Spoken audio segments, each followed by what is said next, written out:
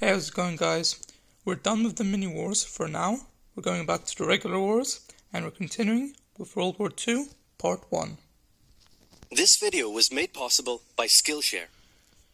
Churchill was a man with many talents. He was an artist, a butterfly enthusiast, and he had an unpublished manuscript about aliens. Really? Clearly, he was a man with an insatiable thirst for knowledge. Maybe he could have loaded up his computer and logged onto Skillshare, an online learning community with more than 19,000 classes in design, business, technology, and more. Perhaps he was considering a side career in fashion, but didn't know where to start. On Skillshare, he would find courses in fashion design and garment construction. Or if he wanted to learn app design, improve his photography, or just how to make a really good quesadilla, he would have found courses for all of these and more on Skillshare. Skillshare gives you access to high-quality classes taught by genuine experts working in their field.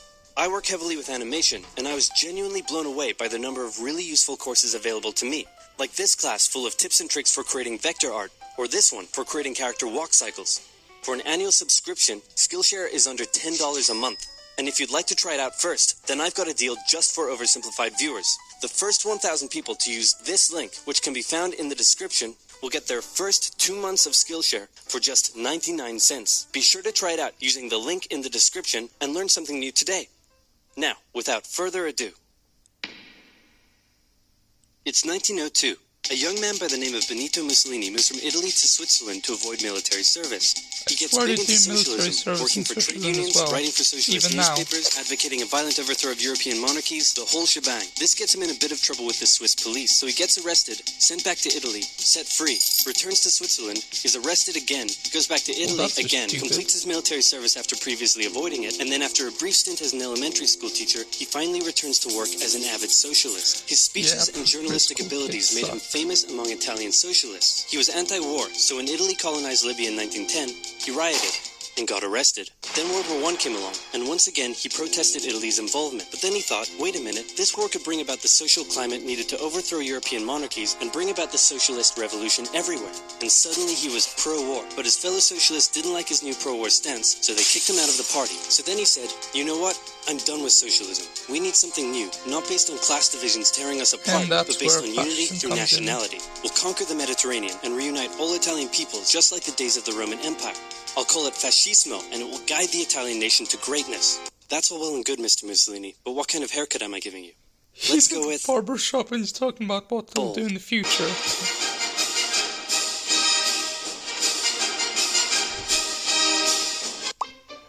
Nice bathing suit.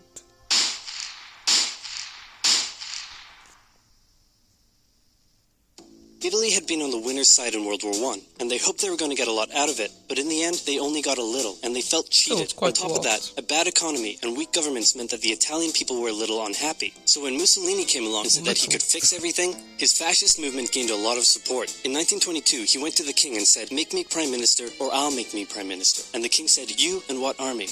This army. Shouldn't have asked. Fair enough. Then he went about establishing a dictatorship with himself at its center. Europe had its first fascist dictator. Next up, Germany.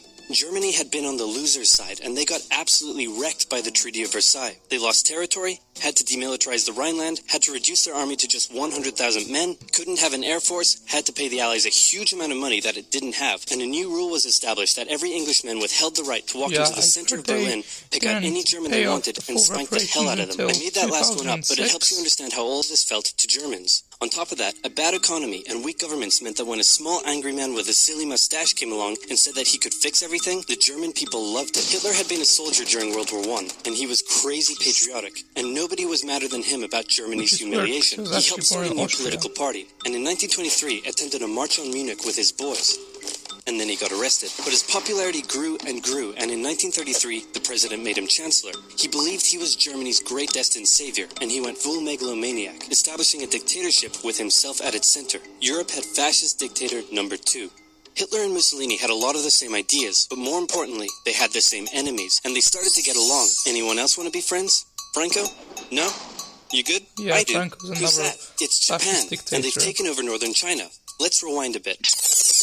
Japan had isolated itself from the rest of the world for over 200 years until the Americans showed up and said, "You're going to trade with us and you're going to like it." Then the Western powers imposed a bunch of unequal treaties, meaning Japan's economy was bust. They also had no natural resources, so they decided to go get some. They went to war with China to gain a sphere of influence over Korea, and they took a bunch of China's stuff. But then the West said, "Hey, cut that out." And since Japan couldn't take on the West, they said, "Okay, I guess we'll just go home." Wait a minute, what are you doing? Taking advantage of a weakened China and setting up spheres of influence. But I was the one who weakened them. We know. And you guys didn't let me have anything. We know. That seems unfair. We don't think so. Western imperialism at its finest, so Japan thought, screw this, and went to war with Russia, and stunned everyone by actually winning. Then they fully annexed Korea, but they didn't stop there. In World War I, they took Germany's colonies and islands in Asia. And then in an incident that was maybe staged by the Japanese army, a bomb blew up a Japanese train in Manchuria, giving them an excuse to launch an invasion and take over. So here's the situation. Nazi Germany, Fascist Italy, and Japan all believe they're racially superior, all feel hostility towards the Allies, and all want to militarize and take over more stuff. And so they did. Let's start with Germany. Hitler hated the Treaty of Versailles, and now he was ready to begin undoing it. In complete violation of the treaty, the first Luftwaffe squadrons were set up, conscription was introduced, and he pimped up his army. The Allies did nothing. Then Hitler sent his army back into the demilitarized Rhineland, giving orders to immediately retreat if the Allies showed up. The Allies did nothing. With his military re-strengthened, he could now move on to step 2. He wanted to rapidly increase the Aryan population, and to do so, he needed Lebensraum. Or in other words, he would have to take over the world. But for now, a good portion of Europe would do, and he began eyeing up his neighbors. The Allies finally started to get worried, so they implemented a fairly useless diplomatic strategy called appeasement. And it went a little something like this. Hitler would say, "I want that thing." And the Allies would say, "You can't have that thing." "Okay, you can have that thing, but no more." "I want that thing." And repeat. In 1938, Hitler's army marched into Austria and just took it, with no resistance. Boom, this is Germany now. Next, he demanded to be given the Sudetenland, an area of Czechoslovakia with many ethnic Germans. The Allies held a meeting with Hitler in Munich and said, "Look, we're going to give you what—" "Hang on, this meeting is about my territory. Shouldn't I come to the meeting too?" "Anyway, we're going to give you what you want." Who's that French guy? Yeah. Just like that? Yep. What's the catch? Just sign this piece of paper promising you won't invade the rest of Czechoslovakia. Okay. Then Chamberlain returned home victorious, waving his signed piece of paper in the air, declaring crisis to be averted and the continuation of world peace. And we built a statue of Chamberlain in his honor, and every day on the 30th of September we celebrate Chamberlain Day. Hitler's invading the rest of Czechoslovakia. This is what? Embarrassing. He's invading the rest of Czechoslovakia.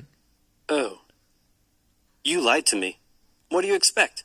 I'm Hitler. Not to be outdone, Mussolini also wanted to get in on the action. He thought to himself, isn't there a not yet colonized nation somewhere which is so underdeveloped that the people would be defending themselves against our tanks with literal bows and arrows and wooden spears? Oh, there is? Fantastic. And so he took it. Italy also wanted to control the entrance to the Adriatic Sea, so they occupied Albania. Then, in another incident which was maybe staged by the Japanese, gunfire was exchanged by Japanese and Chinese troops at the Marco Polo Bridge, and the Japanese launched yet another invasion against China. They swept through Beijing and Shanghai, and then advanced through the Yangtze Valley to China's then capital, Nanking. It was here that saw the worst of Japan's shocking atrocities committed against the Chinese people. Back in Europe, Germany and Italy made their relationship status official by signing the Pact of Steel. Then, Hitler turned his eyes towards Poland and the hated Polish corridor, splitting Germany in two. At this point, the Allies really had to put their foot down, and they warned him that an invasion of Poland would mean war. Hitler had planned to continue his advance eastward, but he didn't want to end up fighting a war on two fronts. So for now, he made an alliance with Stalin, saying, how about we both invade Poland and split it between the two of us, and I definitely won't not refrain from not betraying you sometime in the future. See what I'm saying? Sounds good. This new alliance stunned the West. On the 1st of September 1939, German troops entered Poland, and Britain and France declared war on Germany. The Poles fought hard, but they were no match for the two giants crashing down on them from either side. Then came a period known as the Phony War, where everyone just sort of sat around not doing much. The French had launched a small invasion into the Saarland, but they maintained mostly defensive positions, and after a while decided to just turn around and call it a day. Speaking of France, the French were still super proud of their victory in World War I, and they hadn't really moved on from it. They still used horses, they dispatched messages by motorbike instead of using radio, orders from the commander-in-chief were usually pretty vague, and the troops were rarely inspected. They built a line of defenses along their German border, but didn't bother extending it all the way to the Channel, and they wouldn't launch artillery strikes against Germany out of fear of being retaliated against. In a war, They didn't want to attack the enemy. And at first the UK wasn't much better. Chamberlain still naively hoped that the war could be ended diplomatically. Instead of bombing raids, the RAF dropped propaganda leaflets over German cities, which one air marshal said likely did nothing but provide the continent with toilet paper for the duration of the war. They also only sent 200,000 men to France, while the French had mobilized millions. Both Britain and France wanted to avoid a repeat of the First World War, and so they wanted to keep the war as far from home as possible. So they turned their eyes north, towards Norway. Neutral Sweden was exporting iron ore to Germany through neutral Norway, so the Allies asked them if they could please stop exporting iron ore to Germany, but this request was refused. Then the Soviet Union attacked Finland, so the Allies said, how about we land troops in Norway and move them across Sweden to go help out your good pal Finland, and along the way maybe to control all your armfields. But Norway and Sweden still said no. So the UK mined the waters around Norway to force any transport ships into international waters, and they also attacked a German tanker they found in the area. Hitler realized what the Allies were up to, and he quickly moved to secure his supply of iron ore. He launched an invasion through Denmark into Norway. The Allies rushed to land troops at key ports along the coast, but Germany had taken control of Norway's airfield, and their air superiority decided the fight.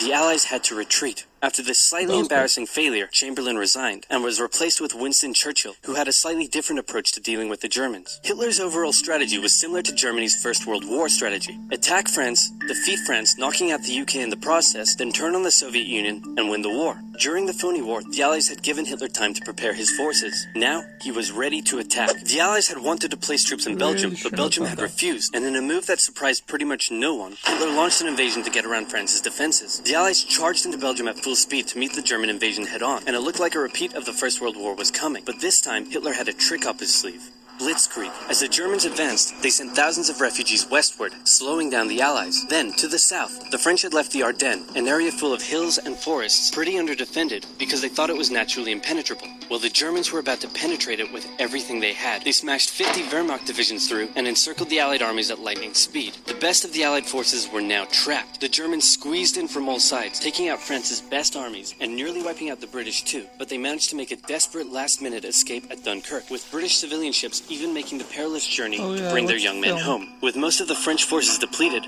the Germans breezed through, taking Paris, and France fell. What the Germans couldn't do in World War I, Hitler had done just like that.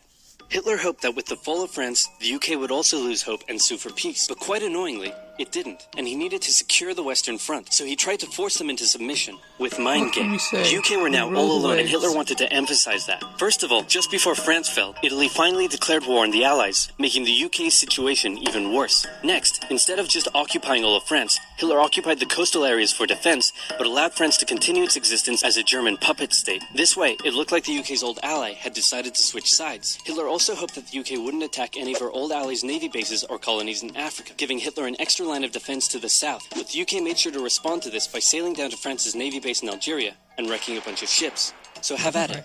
Hitler then began laying down plans for an invasion of Great Britain. Before German troops could land on British soil, he would first need air and naval superiority across the Channel. Waves of German bombers came, while the completely outnumbered RAF worked bravely around the clock in an attempt to quell the German attacks. At first, the Luftwaffe targeted British ports and coastal facilities. Then it attacked RAF bases, crippling the RAF's ability to defend the nation. And it looked like Hitler's Great British invasion was coming. But then, Churchill ordered a small, pretty insignificant bombing raid over Berlin. It didn't do much damage, but Hitler was furious, and he immediately ordered the Luftwaffe to refocus its attacks on civilian targets in London. Children were sent off to the countryside away from their parents to avoid danger, and frequent trips to air raid shelters became a daily occurrence. But British morale held firm. Smiling, knitting, lounging casually, these people have balls of steel. This refocusing on London also gave the RAF breathing space to reorganize, so Hitler kind of shot himself in the foot there.